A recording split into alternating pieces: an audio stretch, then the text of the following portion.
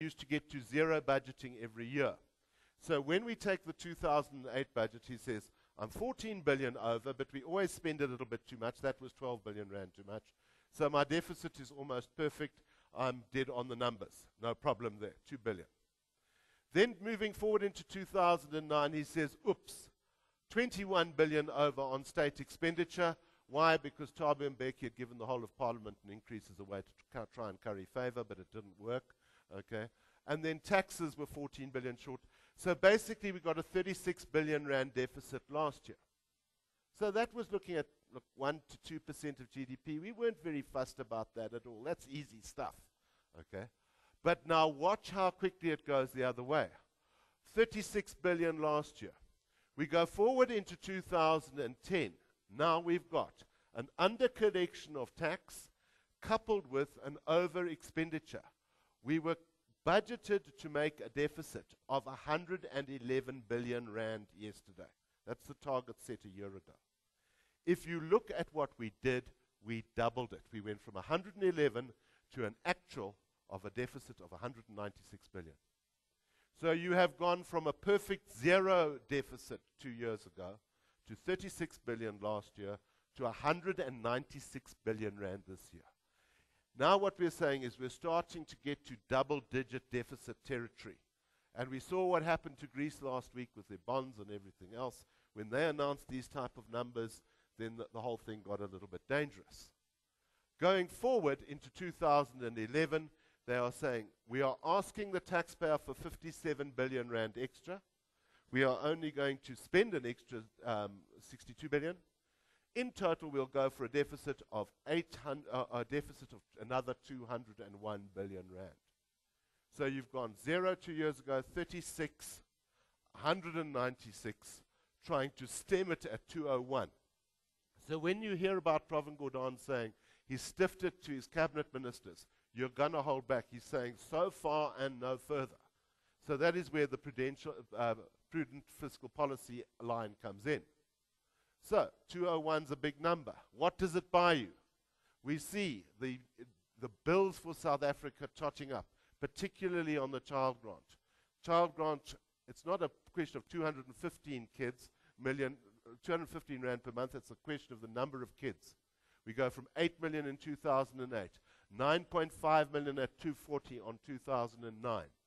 And then Zuma says, we will support everybody up till their 18th birthday, which means we're going to put 2 million extra kids on the system. We'll be on 11.5 million kids by next year. And so we only get a 10 rand per month increase because we somehow got to afford this. The aged only went up by 200,000 people last year. Their 1,010 rand per month goes to 1,070. And the number of disabled remained almost static. They are going up from 110 rand per month to 1,010 to 1,070. We look at all of this, and last year we brought a paper along here where we said Reinhardt and Rogoff have made their predictions, these are some academics from America, as to how long does it take to recover from a financial crisis. And we pinned our hopes on this a year ago. Notice the paper is dated 3 January 2009. What is interesting is to see whether what they were predicting has come true. And to a certain extent, I'm delighted to say that it has. They said deficits are nothing abnormal after a financial crisis. In the last 100 years, we have had an 86% increase in public borrowing in the 3 years that follow on a financial crisis. If we have 3 years of deficits, it doesn't matter. That is the normal vogue that we go for.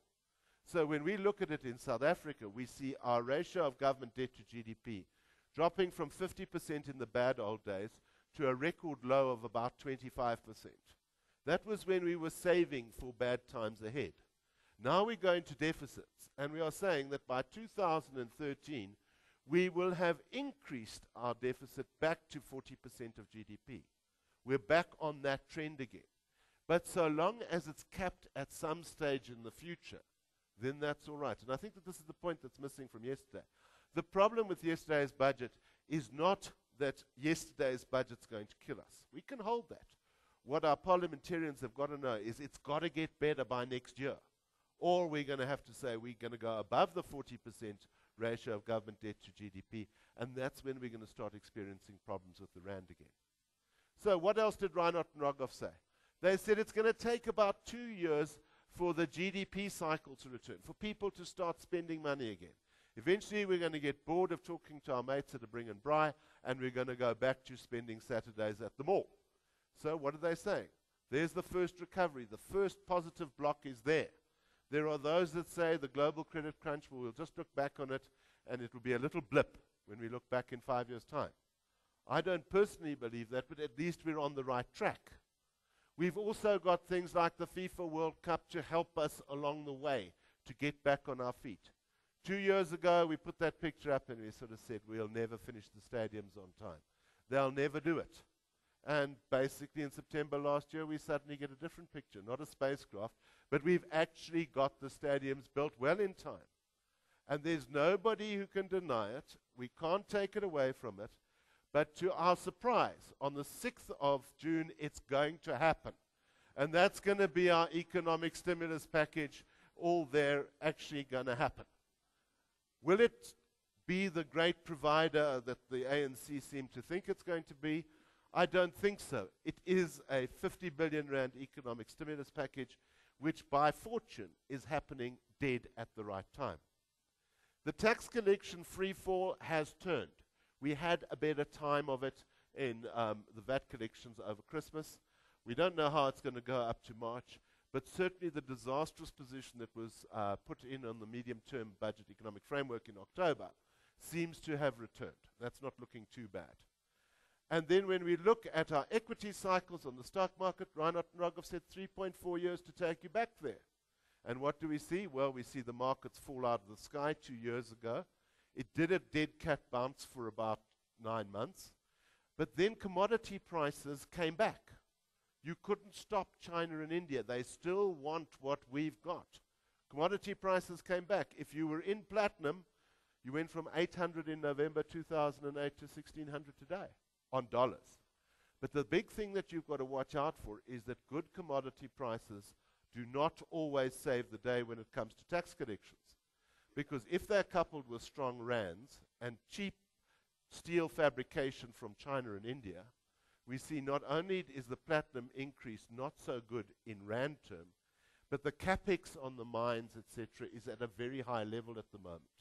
They're going to commission it all before the end of March, and that's why another reason why company taxes are so short this year. The JSE recovery, this was quite good fun to watch. Dead cat bounce. Then we go from 18,000 to 28,000. We come back in January thinking we'll be back at 33,000. Even Loebschit jumps up the other day and says, we're going to do as well on the JSE this year as we did last year. I wish he hadn't sent it because we promptly shed 2,000 points the next week. But certainly we're going in the right direction. And we see that the confidence in the JSE is back from a year ago, the JSE going on a 9 PE, where our brokers are saying buy. On a 9 PE, you should be paying donations tax. Suddenly, we're back at the 17 PE, and we're starting to look, well, maybe it's on the expensive side again. So, yeah, it's back. It's looking okay. If we look at housing prices, well, of course, the estate agents will say we're on the road again, because why? They are seeing that the absolute price increase has shown a tiny bit up. But please notice that that's in real term. Reinhardt and Rogoff are saying the house price cycle in real price increases takes 6 years to come back. And we still have a lot of housing projects that are going to have to be finished and occupied before we're going to see housing shoot the lights out again. So although there is a slight increase in house prices, there's not the activity and the market's not really taking it. And what about the Reserve Bank? Well, the Reserve Bank solved its own problems last year.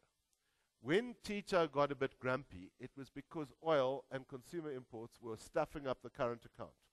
But when oil in dollar term prices halved, basically if you put it in rand terms, it seems even bigger, that we went from 1,000 rands a barrel to around about 600 rands a barrel.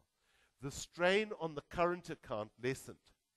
So Tito, who was trying to save the current account, and all the way through last year, increasing interest rates, why? To try and bring in enough currency to balance the books.